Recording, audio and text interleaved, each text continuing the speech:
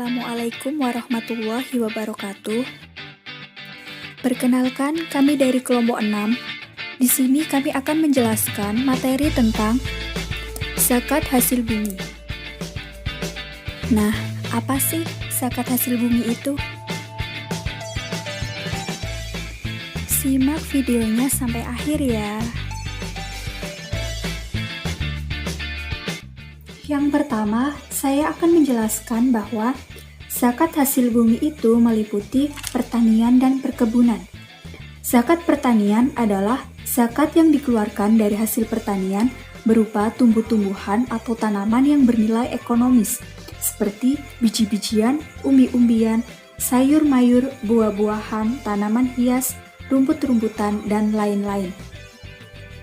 Kriteria dan syarat dari zakat pertanian ada 3.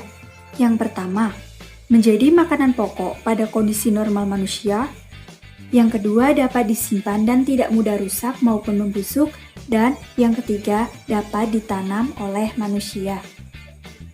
Kewajiban seorang untuk membayar zakat pertanian terdapat dalam firman Allah SWT dalam Quran Surat Al-An'am ayat 141. Bismillahirrahmanirrahim. Wa huwa alladhi ansha'a jannatin ma'rushatin wa ghayra ma'rushatin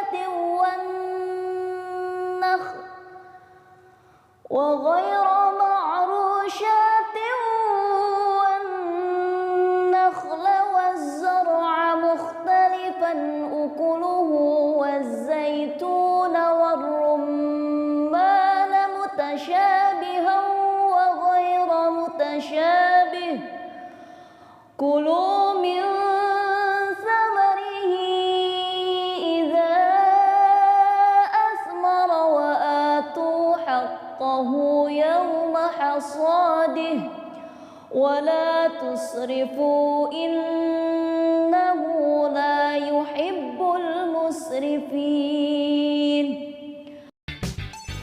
Allah Subhanahu wa Ta'ala juga berfirman dalam Quran Surat Al-Baqarah ayat 267 yang artinya, hai orang-orang yang beriman, nafkahkanlah di jalan Allah sebagian dari hasil usahamu yang baik-baik dan sebagian dan apa yang kami keluarkan dari bumi untuk kamu. Dan janganlah kamu memilih yang buruk-buruk lalu kamu menafkahkan daripadanya. Padahal kamu sendiri tidak mau mengambilnya, melainkan dengan memincingkan mata terhadapnya, dan ketahuilah bahwa Allah Maha Kaya lagi Maha Terpuji. Quran Surat Al-Baqarah ayat 267. Di sini saya akan menjelaskan mengenai tanaman yang bernilai ekonomis tinggi. Pada zakat pertanian, salah satu yang dikeluarkan adalah tanaman yang bernilai ekonomis tinggi. Tanaman yang bernilai ekonomis tinggi adalah buah-buahan dan biji-bijian. Di sini saya akan membahas tentang nisab dan kadar zakat pertanian dan perkebunan. Di dalam zakat pertanian, itu nisabnya 5 wasok sama dengan 5 kali 60 so, yaitu 300 so.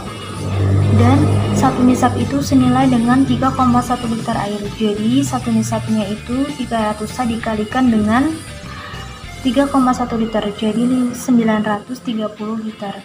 Dan apabila menghitungnya itu dengan beratnya, maka satu nisab itu disamakan dengan kilogram, yang jumlahnya 2167 kg gandum. Jadi satu nisabnya 300 sa dikalikan dengan 2167 kg, jadi 653 kg. Dan apabila tanaman itu diairi dan diberi pupuk, maka zakat yang dikeluarkan itu senilai 5%. Dan apabila tanaman itu tidak diairi dan tidak menggunakan pupuk, maka zakat yang dikeluarkan sebesar 10%. Yang kedua yaitu nisab dan zakat perkebunan. Di dalam zakat perkebunan ini terdapat pendapat dua ulama yang berbeda. Pendapat ulama yang pertama yaitu mengatakan bahwa Zakat perkebunan itu sama dengan zakat pertanian, yaitu apabila produksinya itu mencapai atau melebihi nisab 653 kg, jadi wajib mengeluarkan zakat. Sedangkan pendapat ulama yang kedua itu berbeda. Zakat perkebunan itu menurutnya tidak sama dengan zakat pertanian, karena tidak ada hadis yang menerangkan bahwa kedua zakat itu sama dan tidak berupa makanan pokok. Tetapi jika tanaman hasil perkebunan itu dijual, maka masuknya itu ke dalam zakat perdagangan dan wajib mengeluarkan 2,5% dan dengan aset yang ada syarat sesuai dengan nisab harga emas 85 kg selama setahun.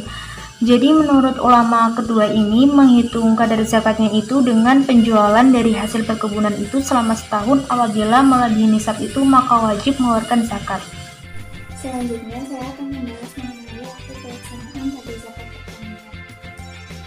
Tidak ada kewajiban mengenakan zakat pada biji-bijian kecuali setelah panen. Begitu pula dengan hal yang lain. Karena sebelum waktu panen dianggap seperti sayur yang tidak wajib dizakati.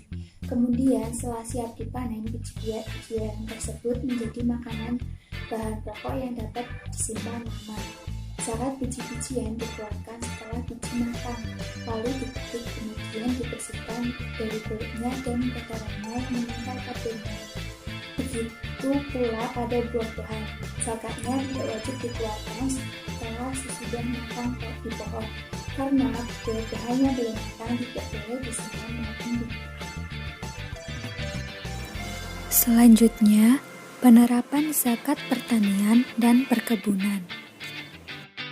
Irigasi ditanami padi dengan hasil panen kali ini 5 ton padi.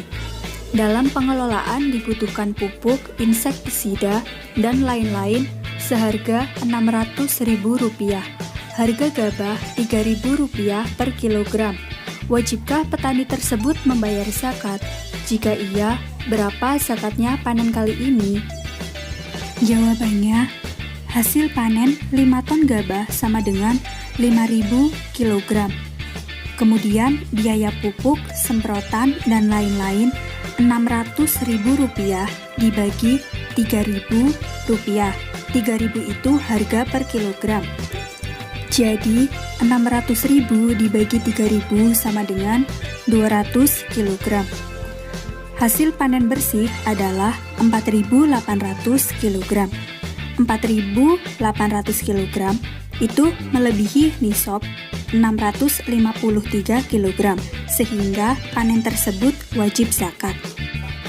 Maka perhitungan zakatnya 5% kali 4.800 kg sama dengan 240 kg.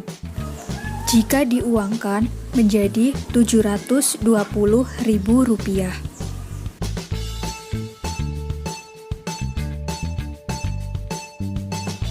Terima kasih, kurang lebihnya mohon maaf. Wassalamualaikum warahmatullahi wabarakatuh.